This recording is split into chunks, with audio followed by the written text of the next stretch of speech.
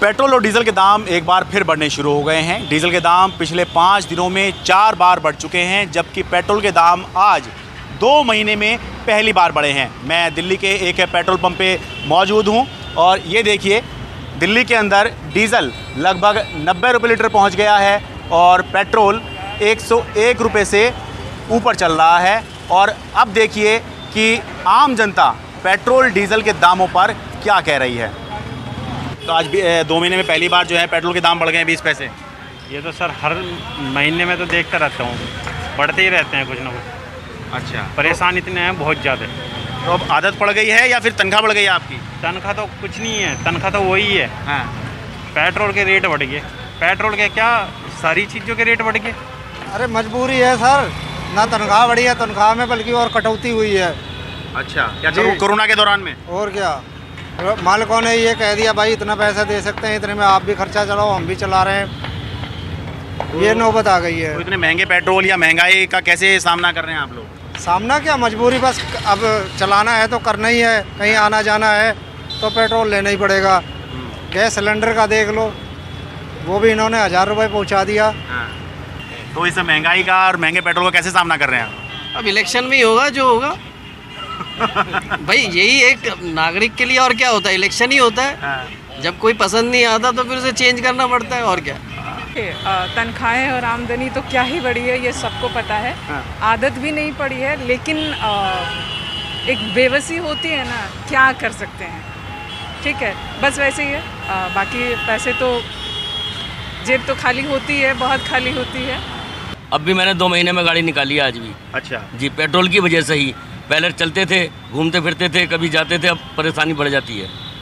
मैंने तो बल्कि पेट्रोल के साथ अब एक सीएनजी गाड़ी अलग से ऑप्ट कर लिया है कि जहाँ दूर जाना है सीएनजी गाड़ी पे जाता हूँ मैं। अच्छा, और कोई फ़र्क नहीं पता चलता, मतलब कि और पैसा बहुत बचता है मेरा, क्योंकि इस तरह से आप महंगे पेट्रोल का सामना कर रहे हैं। हाँ, कि सीएनजी की कार यूज़ करके हाँ। उसको ही यूज़ कर रहा हूँ, क्योंकि ये है कि सीएनजी एक बार फुल करवाओ 400 रुपये की, तो उसमें 190 किलोमीटर चल जाती है गाड़ी। हाँ। तो वो बहुत सस्ती पड़ती है। बहुत सस्ती पड़ती है। जीएसटी में, ये जीएसटी मिला दे कि ये सारे के खत्म हो जाएगा महंगाई। जीएसटी मिला देगा तो ये 70 रुपये का पेट्रोल मिलेगा। शायद उससे भी कम हो जाए। और क्या, अभी तो 100% से ज़्यादा तो पेट्रोल ही टैक्स ही चल रहे हैं इस पर। मन में कभी आपके ख्याल आया कि जो महंगा पेट्रोल आप खरीद रहे हैं वो देश के विकास के लिए खरीद रहे हैं? ना, कोई विकास वगैरह कुछ नहीं हो रहा जी। हाँ। अब कोई विकास वगैरह कुछ नहीं हो रहा। तो विकास में ही कहा गया कि विकास होगा, आपकी जेब में ही पैसा आएगा। ना, पहले तो कह रहे थे कि मतलब 15 लाख रुपए आएंगे, कहाँ में 15 रुपये नहीं आए, बल्कि यहाँ पे तो रोज पेट्रोल ही बढ़ते जा रहे हैं, हर चीज़ की महंगाई बढ़ती जा रही है। महंगे होते पेट्रोल डीजल का कारण इस बार महंगे होते कच्चे तेल को माना जा रहा है। कच्चे तेल के दाम लगभग 3 साल के सर्वोच्च शिखर पर पहुंच गए हैं। 1 महीने पहले जो कच्चा तेल जो भारत इस्तेमाल करता है, जिसको ब्रेंट क्रूड कहते हैं, उसके दाम 1 महीने पहले करीब $70 प्रति बैरल हुआ करते थे, जो अब $80 प्रति बैरल हो चुके हैं। अब सवाल ये उठता है कि कच्चा तेल क्यों महंगा हो रहा है। तो कहा यह जा रहा है कि क्योंकि अब कोरोना का जो ग्राफ है, जो कोरोना बीमारी है, वो अब नीचे की तरफ जा रही है, जिसकी वजह से जो आर्थिक गतिविधि है ये अब पूरे दुनिया में जो है बढ़ रही हैं। अब जब आर्थिक गतिविधियां बढ़ रही हैं तो डिमांड भी बढ़ रही है और डिमांड बढ़ने से कच्चे तेल के दाम भी बढ़ रहे हैं। साथ ही ये भी कहा जा रहा है कि क्योंकि जो organization of petroleum exporting countries, जो इनका समूह है, वो जो सप्लाई है उतनी नहीं बढ़ा रहा है और डिमांड ज़्यादा हो रही है। तो और साथ में अब ये भी आगे प्रेडिक्शन किया जा रहा है कि जल्द ही जो डिमांड है कच्चे तेल की, वो कोरोना पूर्व जो स्तर था वहाँ तक पहुँच सकती है। तो प्रेडिक्शन किया जा रहा है कि जल्द ही कच्चे तेल के दाम जो हैं वो $90 प्रति बैरल तक भी पहुँच सकते हैं। तो जाहिर सी बात है कि जब इस तरह का प्रेडिक्शन किया जाएगा, इस तरह की भविष्यवाणी की जाएगी, इस तरह की अटकलें लगेंगी, तो दामों को तो हवा लगती ही है। कोरोना वायरस वैक्सीनेशन से उभरते हुए इकोनॉमी की वजह से डिमांड बढ़ने की आशंका की वजह से हमने यहाँ पर भावों को सपोर्ट मिलते हुए देखा है। वहीं अगर हम देखें तो पिछले 2 महीनों में यूएस गल्फ ऑफ मैक्सिको में जिस तरीके से साइक्लोन्स आए हैं, उसकी वजह से वहाँ पे जो पाइपलाइन है वो वहाँ पर हट होती हुई दिखाई दी है और जो सप्लाई है वो वहाँ पर घटती हुई दिखाई दी है। साथ में हमने देखा है कि ओपेक प्लस मेंबर्स की तरफ से जो डिमांड साइकिल है वो यहाँ पर बढ़ती हुई दिखाई दी है और माना जा रहा है कि क्रूड की जो डिमांड है वो प्री कोविड लेवल पर आ सकती है।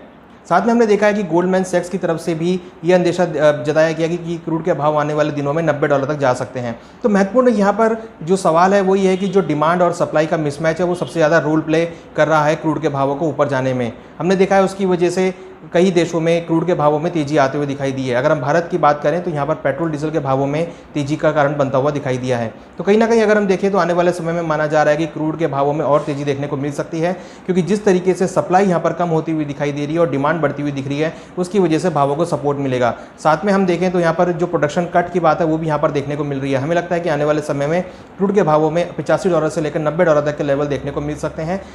सोचकर देखिए कि जिस समय कच्चा तेल सस्ता था, आप लोगों को, आम लोगों को पेट्रोल डीजल सस्ते मिल सकते थे, उस समय भी आप लोगों को सस्ते पेट्रोल डीजल नहीं मिले क्योंकि टैक्स बहुत ज़्यादा था। तो अब तो कच्चा तेल ही महंगा हो गया है, ज़्यादा कुछ कहने को बचा ही नहीं है। दाम बढ़ाने के कुछ ना कुछ तर्क सरकार तब भी दे रही थी, तो अब तो सरकार के पास दाम बढ़ाने के बहुत ठोस तर्क आ गए हैं। दिल्ली से अपने कैमरा सहयोगी सुशील लाठी के साथ मैं शरद शर्मा, NDTV इंडिया।